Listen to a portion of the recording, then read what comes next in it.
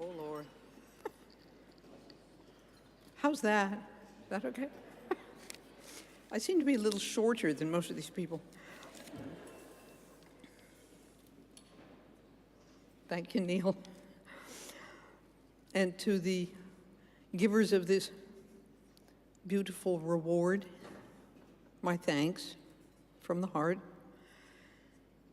My family, my agents, my editors know that my being here is their doing as well as mine, and that the beautiful reward is theirs as much as mine.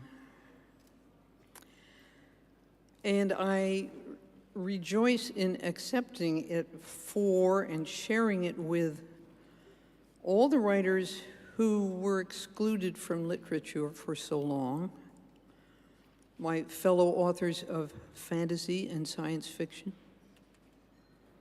writers of the imagination,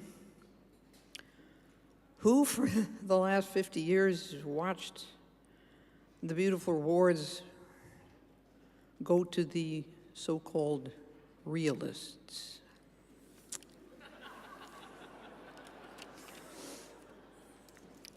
I think hard times are coming when we will be wanting the voices of writers who can see alternatives to how we live now and can see through our fear-stricken society and its obsessive technologies to other ways of being, and even imagine some real grounds for hope. We will need writers who can remember freedom, poets, visionaries, the realists of a larger reality. Right now, I think we need writers who know the difference between production of a market commodity and the practice of an art.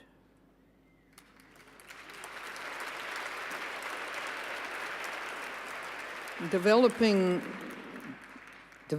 written material to suit sales strategies in order to maximize corporate profit and advertising revenue is not quite the same thing as responsible book publishing or authorship.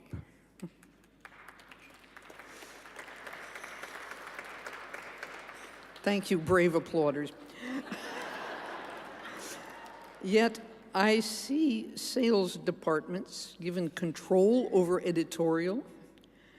I see my own publishers in a silly panic of ignorance and greed charging public libraries for an e-book 6 or 7 times more than they charge customers. We just saw a profiteer try to punish a publisher for disobedience, and writers threatened by corporate fatwa. And I see a lot of us, the producers, who write the books and make the books, accepting this, letting commodity profiteers sell us like deodorant and tell us what to publish and what to write. Well, I love you too, darling. Books, you know, they're not just commodities. The profit motive is often in conflict with the aims of art. We live in capitalism. Its power seems inescapable.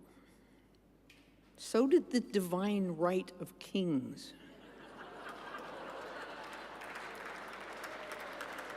Any human power can be resisted and changed by human beings. Resistance and change often begin in art, and very often in our art, the art of words. I have had a long career and a good one, in good company.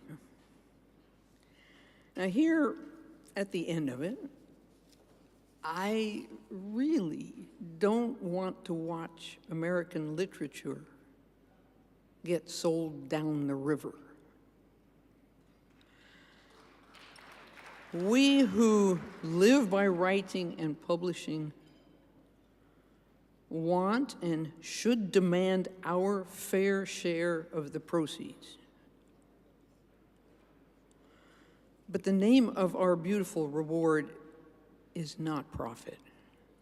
Its name is freedom. Thank you.